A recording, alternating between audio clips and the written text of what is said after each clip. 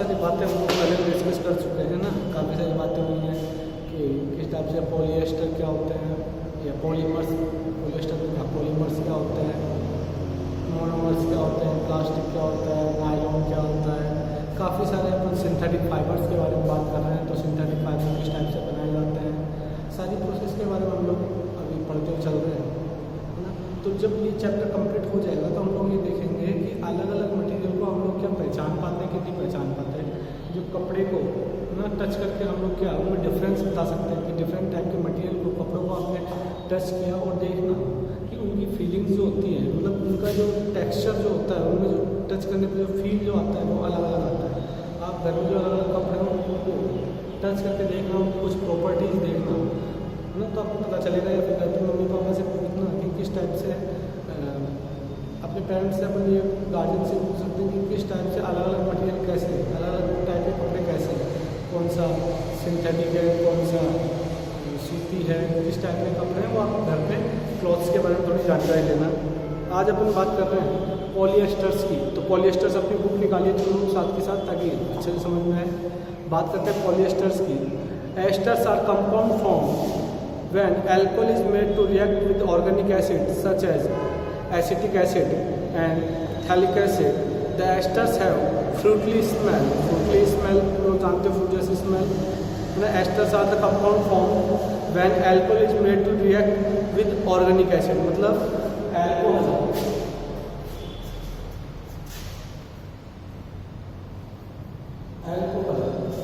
को आप क्या समझते हो, alcohol होता क्या है, अगर एल्कोहल को तुम डायरेक्टली तो अपन जानते हैं जो ड्रिंक वगैरह होती है वो एल्कोहल होता है ना, लेकिन एल्कोहल है क्या, एल्कोहल एक OH ग्रुप होता है ना। किसी भी कार्बनिक कंपाउंड के बाद में अगर OH लगाया हुआ है तो वो होता है एल्कोहल। क्या होता है, एल्कोहल। करेक्ट। आप समझो कि जो एल्कोहल होता है, अगर हम एल्कोहल को रिएक्ट करवाते हैं ऑर्गेनिक एसिड से, ऑर्गेनिक एसिड्स के साथ जब रिएक्शन कराते हैं, करेक्ट, तब ऑर्गेनिक एसिड कौन कौन से, लाइक तुमको बता रखा है एसिटिक एसिड, थैलिक एसिड, इन सब से जब रिएक्ट कराते हैं तो हमें पॉलिएस्टर मिलते हैं। Correct. Asters have Frooti smell. Frooti smell का मतलब फ्रूट जैसी स्मेल उनमें अपन को फील होती है। Esters molecules can be polymerised to form polyesters. Polymerised आप समझो कि polymerised like to create the polymer, है ना। जो रिएक्शन होती है जब पार्टिकल्स जो होते हैं, आप ऐसा समझो कि एक मॉलिक्यूल, जैसे अपने पॉलीमर बताया था तुम लोगों को, पॉलीमर डिस्कशन किया था। पॉलीमर में क्या था, मोनोमर में सिंगल पार्टिकल्स थे और पॉलीमर में पार्टिकल्स की रिपीटेशन से प्रोसेस हो रही थी, है ना, उसे बोलते हैं polymerisation. Polyester is another synthetic fibre. Synthetic fibre क्या होता है, synthetic fibre man made fibre. तो जो पॉलिएस्टर है वो कैसा है, सिंथेटिक है। Correct. Fabric made from the fibres does not get wrinkled easily, it remain crisp and easily to wash। देखो इसका मीनिंग क्या है, इसका मीनिंग ये होता है, आपने काफ़ी सारे कपड़े ऐसे देखे होंगे जिन पे तुम लोगों ने देखा होगा, अगर जिनको कैसे पे अपन रख देते हैं, जो उनकी फोल्डिंग है वो खराब नहीं होती, उनका जो लाइनिंग है वो खराब नहीं होती, है ना, जिनमें कहीं ना कहीं सरवटें नहीं पड़ती ना, वो वाले सारे clothes. Correct. So it's quite suitable for making dresses material. You must have seen people wearing polyester shirts and other dresses. Tailoring is a popular polyester. It can be drawn into very fine fibers that can be worn like any other yarn, है ना। तो पॉलिएस्टर्स को अपन ने पढ़ा।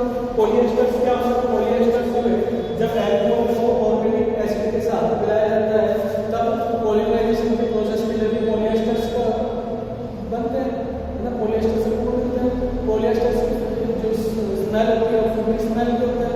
इसके साथ साथ polyester का यूज क्या होता है, जनरली उसके कपड़े वगैरह बनाने में काम में लेते हैं। कपड़े वगैरह बनाने में जल्दी से निकल नहीं होते हैं, तो जल्दी से सरवटें वगैरह नहीं पड़ती, ठीक है, अच्छे रहते हैं कपड़े। तो इसलिए अपन पॉलिएस्टर, इसके कपड़े अच्छे रहते हैं, मैं ये नहीं कह रहा ना, कपड़े तो आप अपने अपनी चॉइस के ऊपर आप कौन से कपड़े पहनना पसंद करते हो, लेकिन हाँ इसके कपड़ों में सरवटें नहीं पड़ती जल्दी से, तो ये वो एक इसका एक्स्ट्रा यूज है ना। फिर है टेरिलिन और टेरेन, जो भी आप कहना चाहो इसको। वैसे तो इसका नाम है डेक्रॉन, है ना। इसका नाम क्या है? डेक्रॉन। डेक्रॉन डेक्रॉन क्या है? These polymers are obtained by polymerizing the molecules of phthalic acid and ethylene glycol. Toluene filaments are similar but superior in properties than nylon. Nylon की प्रॉपर्टीज अपन ने पढ़ी थी। नायलॉन की प्रॉपर्टीज क्या थी? Nylon की प्रॉपर्टी थी कि उसकी वो अच्छे से स्ट्रेच होता था, करेक्ट। दूसरी चीज़ थी कि उसकी टेंसाइल स्ट्रेंथ काफ़ी ज़्यादा थी, है ना। उसका यूज़ कहाँ किया था हमने? ब्रश वगैरह बनाने में अपन यूज़ किया था उसका, याद है। तो जो डेक्रॉन होता है, डेक्रॉन की प्रॉपर्टीज़ भी वही होती है, लेकिन थोड़ी उससे बेहतर होती है, उससे थोड़ी इम्प्रूव्ड होती है, उससे थोड़ी अच्छी होती है, उससे थोड़ी बेटर होती है ना। Uses of Dacron, it is largely used for making fabrics for shirts, trousers, sarees and other dresses material. The fabrics are sold by the trade names of polycot and terrycot, polywool etc. आपने इनमें से generally terricot का नाम तो सब नहीं सुना होगा ना, तो घर पे जाके देखना टेरिकॉट, पूछना एक बार पेरेंट्स से कि टेरिकॉट के कपड़े कौन से हैं, उनको टच करके उनका टेक्सचर देख के देखना एक बार कैसा लगता है ना।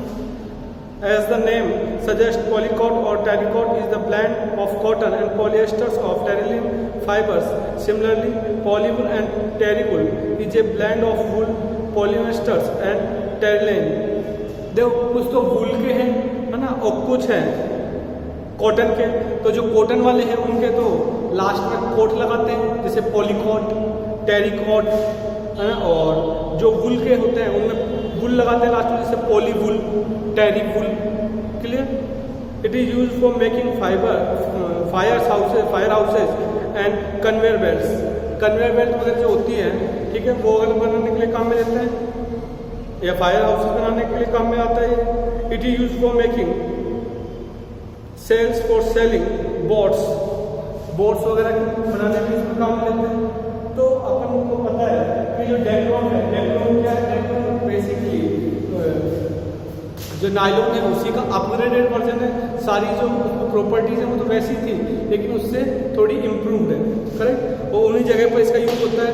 अब इसका यूज आप देखो, नायलॉन का यूज ऐसी जगह पर होता था जहाँ टेंसाइल स्ट्रेंथ की जरूरत नहीं पड़ती, जहाँ पड़ती थी इतनी ज़्यादा जरूरत नहीं थी, क्योंकि इसकी टेंसाइल स्ट्रेंथ उससे ज़्यादा अपग्रेडेड है, उससे ज़्यादा है। इसलिए इसका यूज ऐसी जगह पर किया जाता है जहाँ पर टेंसाइल स्ट्रेंथ ज़्यादा होना जरूरी है। टेंसाइल स्ट्रेंथ मटेरियल की ज़्यादा होने का मतलब है, अगर आप मटेरियल को ज़्यादा पुश करो ना, मतलब ज़्यादा उसके ऊपर फोर्स लगाओ, तभी भी वो टूटे ना, है ना। उसके बाद आता है PET। PET is very familiar form of polyester. It is use for making bottles, है ना, फ्रेम्स, वायर्स एक्सेट्रा बनाने में काम आता है। It is prepared for polymerisation of ethene terephthalate. It can be easily drawn into very fine filaments which can be open like any other want. देखो generally जो PET है, PET को क्या है ना, ऐसा PET ऐसा मटेरियल है जो इजीली फायर कैच नहीं करता। तो जो स्टिफ मटेरियल होता है, जो हार्ड मटेरियल होता है, PET उनके लिए काम में लिया जाता है। क्लियर।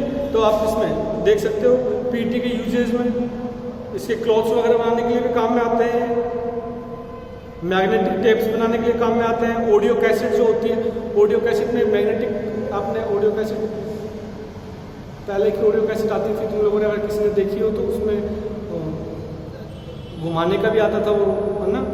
अगर तुम लोगों ने नहीं देखा तो पुराने जो ऑडियो कैसेट्स आते थे। It is use for making containers for packaging वगैरह के कंटेनर बनाने के लिए काम में आता है। तो बेसिकली बात ये है कि पॉलिएस्टर्स और जो अपना डेक्रॉन था, है ना, अपन ने आज पॉलिएस्टर पढ़ा और डेक्रॉन पढ़ा।